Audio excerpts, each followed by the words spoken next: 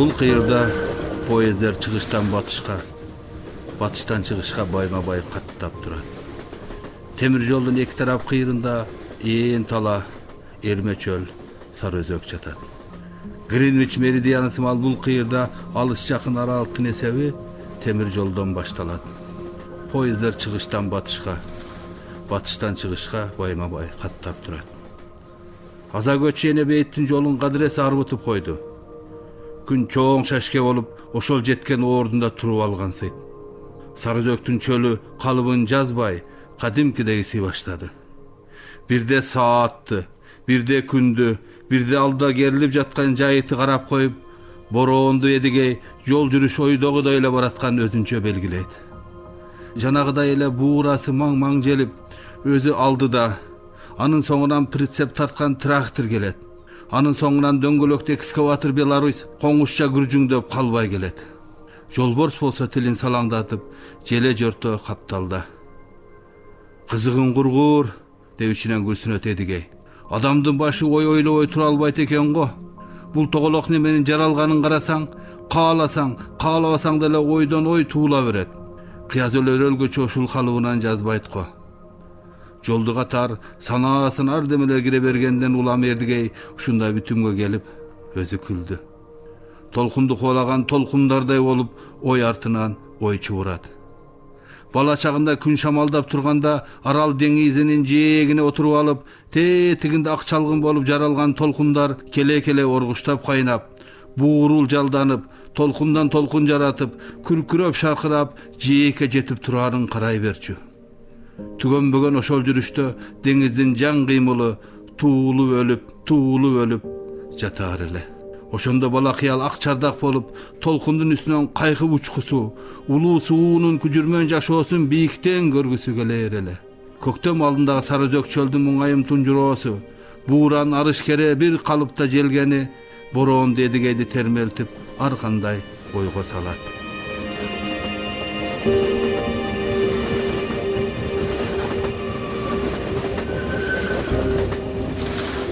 Хороший выдался день.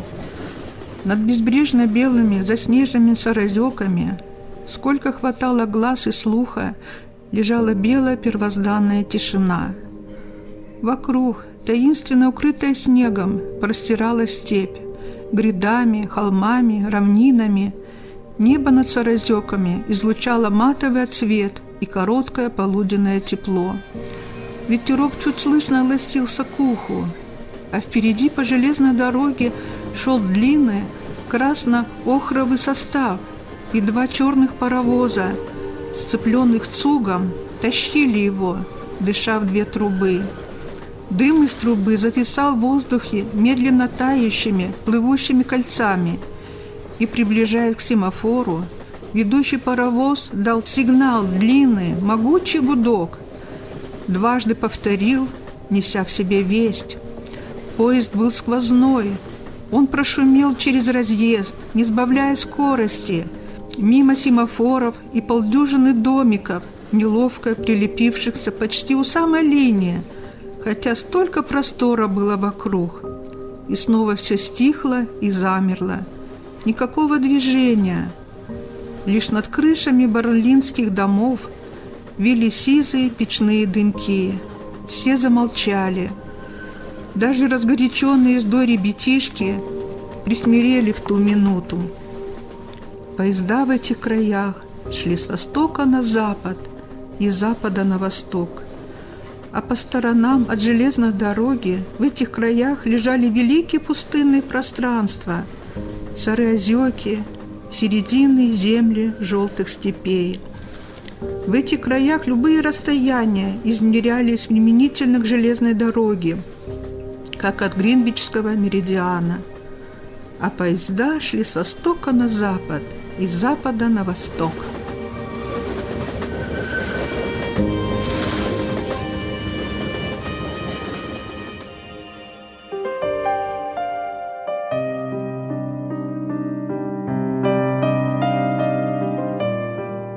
However, there was something about Jamila that bothered her two mothers-in-law.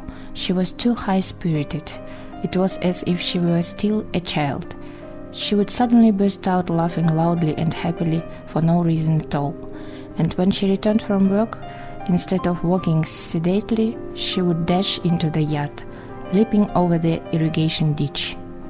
Then, for no apparent reason, she would begin hugging and kissing first one mother-in-law and then the other. Jamila loved to sing. She was always humming something, unembarrassed by the presence of her elders. Obviously, this was not in keeping with our sad village conception of a daughter-in-law's behavior. But both mothers-in-law consoled themselves by saying that Jamila would settle down in time. For hadn't they all been like that when they were young? As far as I was concerned, there was no one better than Jamila in the whole world. We had lots of fun together, chasing each other around the yard and laughing and laughing. Jamila was very pretty. She was well built and graceful, with straight hair braided in too tight and heavy plaits. She tied her white kerchief at an angle of her forehead. It was very becoming this way and striking against her dark complexion. When she smiled, her black almond eyes lit up mischievously, and when she suddenly broke into one of the naughty village ditties, her lovely eyes became as naughty.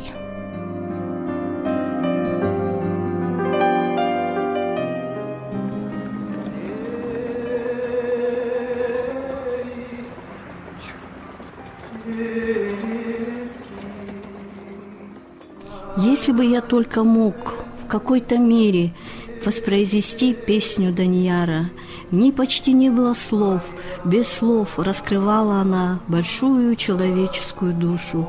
Ни до этого, ни после, никогда я не слышал такой песни. Она не походила ни на кыргызские, ни на казахские напевы, но в ней было и то, и другое. Музыка Данияра вобрала в себя самые лучшие мелодии двух родных народов и по-своему сплела их в единую, неповторимую песню.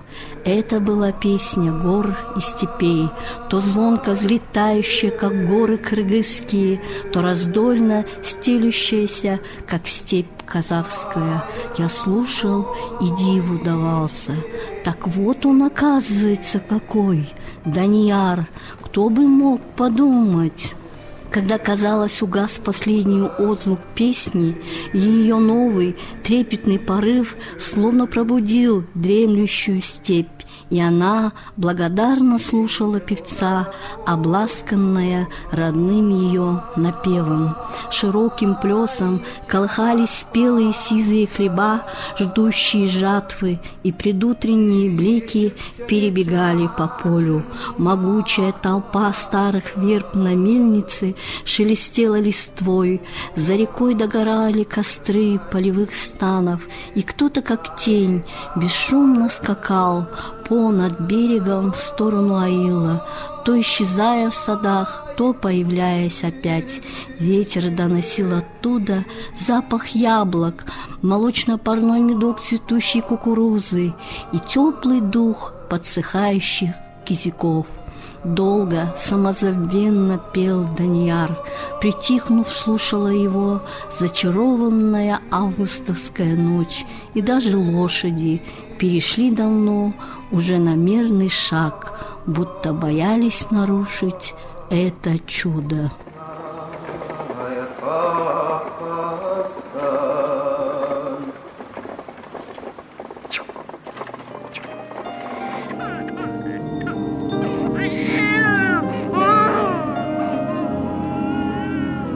Ошентип жүрүп отуруп акыры бугу эне балдарын ысык көлгө жеткирди. Туу чокудан карап туруп көргөн көздөрүнө таң калышты. Тегерете курчаган ак карлуу алка калатоо, боор жапкан чер токой, ортодо мөлтүрөгөн ирим көл, буурул жал толкундары арылдаган шамаалга бир четинен түрүлүп, бир четинен үркүп жатат. Көлдүн баш аягына көз жетпейт. Этегинен күн чыкса төрүндө али таң ата элек. Тегерете курчаган алкактанган ала тоо чокусуна сан жеткиз.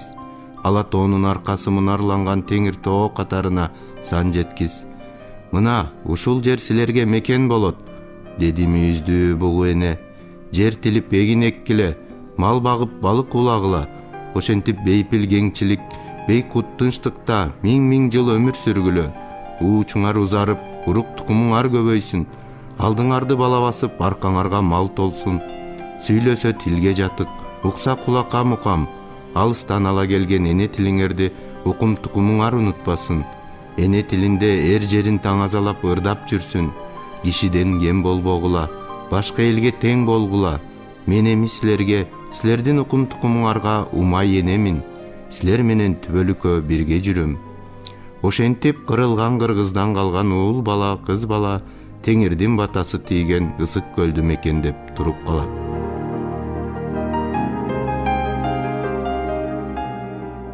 用望远镜看景物，在高楼山脊上可以眺望西面八方的景物。孩子趴在地上调节至望远镜的焦距，这是一件远程的巨梦望远镜，是爷爷因为多年护林有功得到的奖品。他这一次上山带了望远镜，还带了书包。开头出现在远空里的景物跳的种子十分模糊，接着一些字句清楚起来，稳住不动了。这比什么都有趣。孩子屏住呼吸，生怕碰动了对号的焦距，然后他又将视线转向另一点，于是一切又模糊起来。他又转动的起目镜，在这里什么都能看得到，能看得见那些最高的差。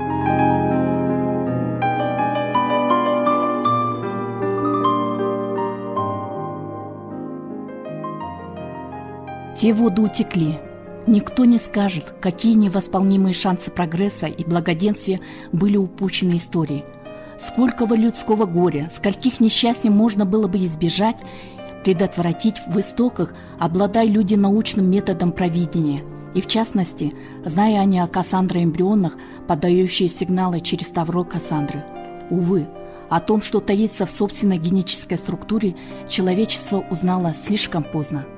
Но вот сказанное новое слово на пути познания трансдентальных способностей эмбрионов.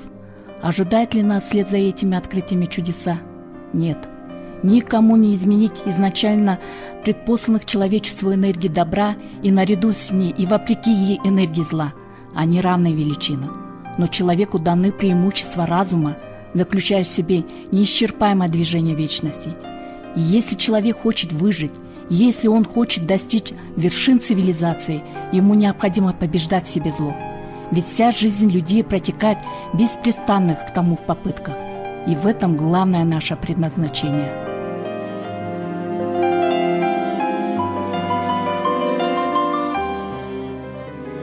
Genç kızlığım birinci baharıydı bu. O zamana kadar gördüğüm baharların en güzeliydi. Bir daha çıksanız altınıza bakar dünyaların en sevimlisini görüyordunuz. Kollarını açmıştı bahar. Gümüş bir peçeteyle örtülmüş bozkıra yuvarlanıyordu. Uzaklarda kilometrelerce ötede yereğin göllerin mavisi, atların kişnemesi, kanatlarına beyaz bulutlar taşıyan leyleklerin uçuşu vardı. Nereden geliyordu leylekler? Hüzünlü sesleriyle nereye çağırıyorlardı insanı? Baharın gelişiyle birlikte hayat daha eğlenceli olmuştu. Yeni oyunlar yaratıyor, yaşama sevinciyle gülüyor. Okuldan çıkınca birbirimize kovalarak eve koşuyorduk.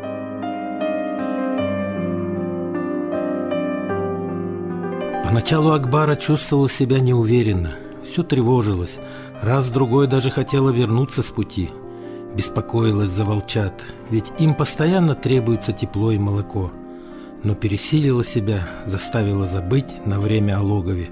А когда уже в приозерной зоне вышли на след, охотничий инстинкт возобладал в ней над всем. Волки кругами ходили около яков, перемещались прыжками, выжидая удобный момент. Времени у Акбары было в обрез. Волчата ждали ее возвращения, и она кинулась первая, рискуя собой к тому яку, которого сочла послабее. Глаза яка были налиты кровью, И все же Акбара разгадала в его взгляде неуверенность, хотя она могла и ошибиться. Но раздумывать было уже поздно. Акбара кинулась Яку на шею, дело решали секунды.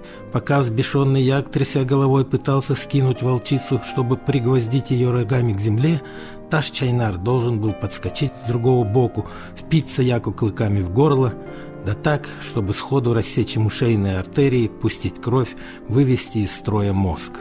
Так оно и случилось, но перед этим Як все же успел сбросить Акбару, прижать ее к земле и теперь ревел и подкидывал ее рогами. Еще бы чуть-чуть, и он окончательно раздавил и затоптал бы ее. Но Акбара выскользнула из-под рогов, как змея, и снова прыгнула на голову Яка, вгрылась в его крепкий загривок, поросший жесткой, режущей пасть, как осока шерстью. В этом нападении проявилась ее жестокая волчья сущность.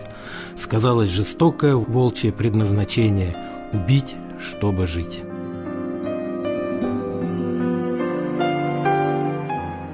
Чыңгыз Айтматовдун Делбирим аттуу чыгармасынан үзүндү. Ильяс экөөбүз Оштон кош айтыштык. Ал Памирге кетти. Мен өз жолума түштүм. Барып Алыбекти табам. Жаңы турмуш баштабасам болбойт, деп кыялдан айтты Ильяс. Мени курган адам экен деп ойлобоңуз. Мезгили келсе, мен да үйлөнөрмүн. Үйлүү, жайлуу, бала бакыралуу болоормун. Жаңы дос, жолдош күтөрмүн. Бирок түбөлүк жоготкондорум кайрылып келбес. Орду толбос, Аселди, аны менен бир өткөргөн өмүрүмдүн сонун кезин өлөр өлгөнчө унута албасмын. Ильяс башын жерге салып ойлонуп калды. Анан дагы кошумчалады. Бияка жөнөр алдында көл жээгине баягы жар кабакка бардым. Теңир тоо менен, ысык көл менен коштоштум. Армандуу өмүрүмдүн күбөсү, ысык көлүм, кош, дедим. Сары жээк, көк айдын көлүм. Ушу көркүң менен кошо кетсем болор эле. Бирок сүйүктүү кишимин сүйүүсүн алып кете албадым. Анын сыңары сени да алып кете албайм. Кош, Асел, кош кызыл жоолук Делбирим. Кош сүйгөнүм, бактылуу бол.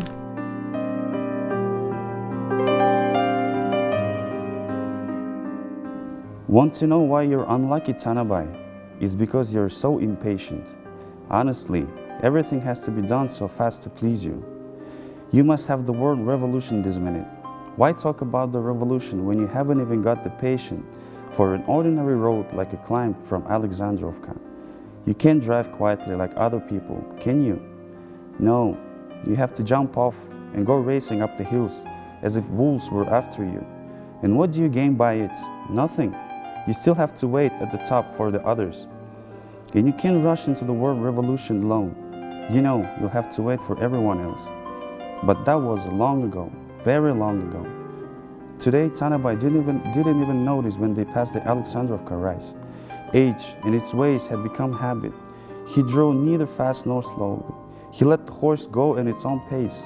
Now, he always set out alone. The crowd that had once accompanied him in 30s along the noisy road was gone. Some had been killed in the war, some had died, some never left their homes anymore and were just living out their days. The young people drove around in cars now. No one would creep along with him behind a miserable neck. The wheels bumped along the ancient road. They would bump along for many a mile yet. Before him lay the steppe, and beyond the canal was a street along the foothills. He had noticed some time before that the horse was getting tired.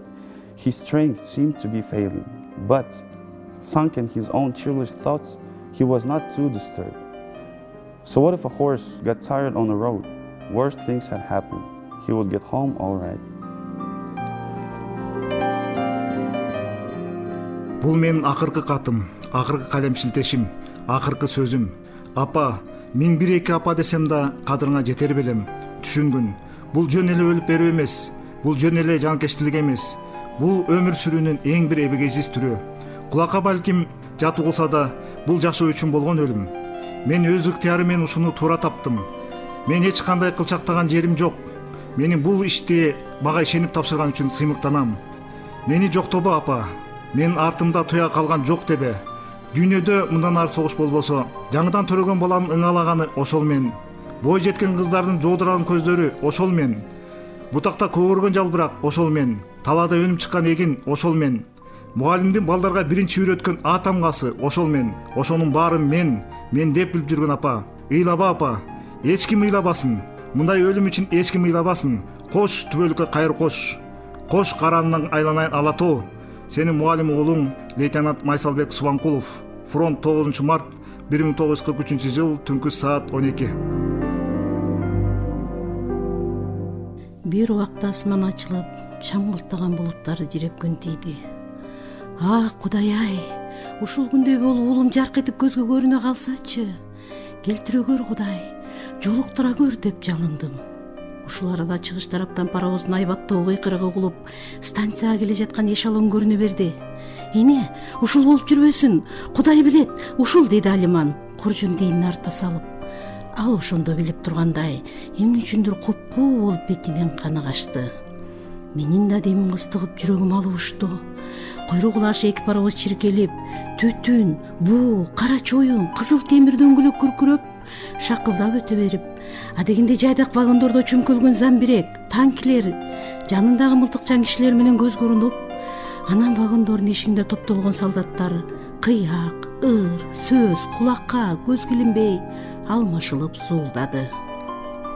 Колуна желек чыгарман кандайдыр бир темир жолчу жүгүрүп келип, токтобойт, токтобойт деп колун шилтеп бизди көкүрөккө түрткүлөп, темир жолдон четтете берди эле. Ошол учурда "Апа, Алиман" деген кыйкырык жаныбыздан угула түштү.